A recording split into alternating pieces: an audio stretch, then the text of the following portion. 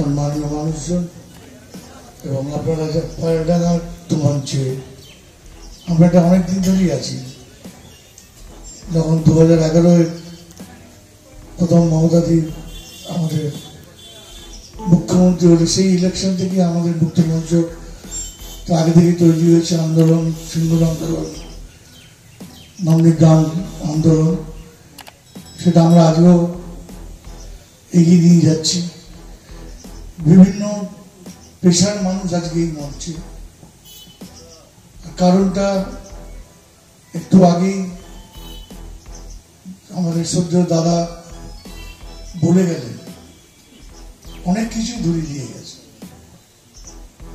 শুধু আমাদের আমার ব্যক্তিগত একটাই আপনাদের কাছে অনুরোধ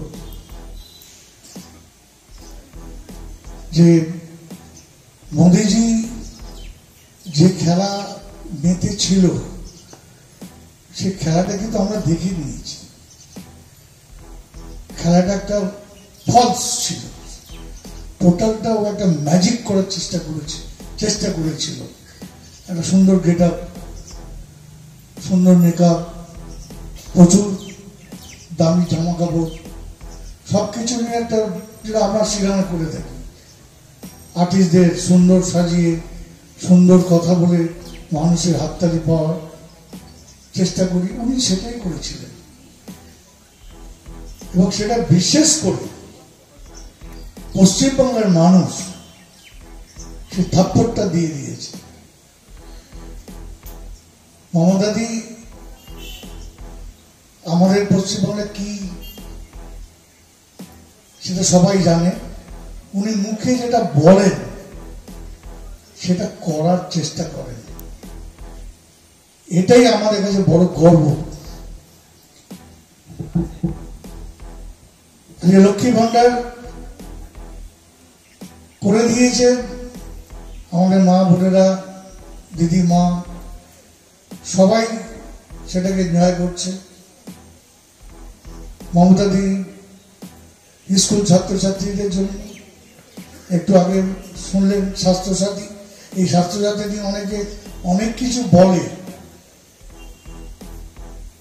সেটাকে কিন্তু গুরুত্ব আপনারা দেবেন না।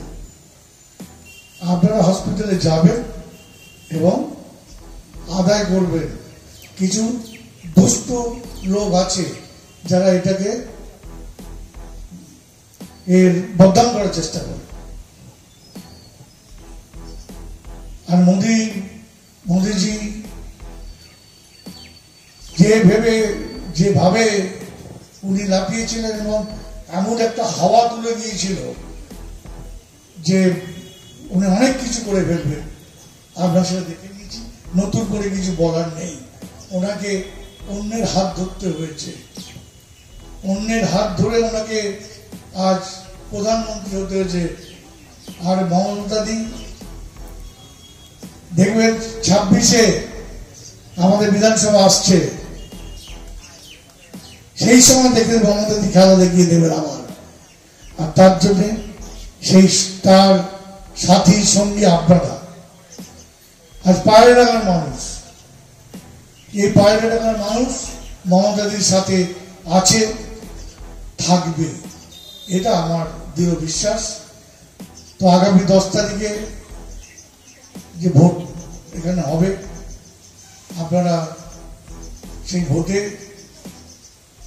তৃণমূল মমতাদির হাত শক্ত করুন। এইটুকু বলে আমি আমার বক্তব্য শেষ করছি।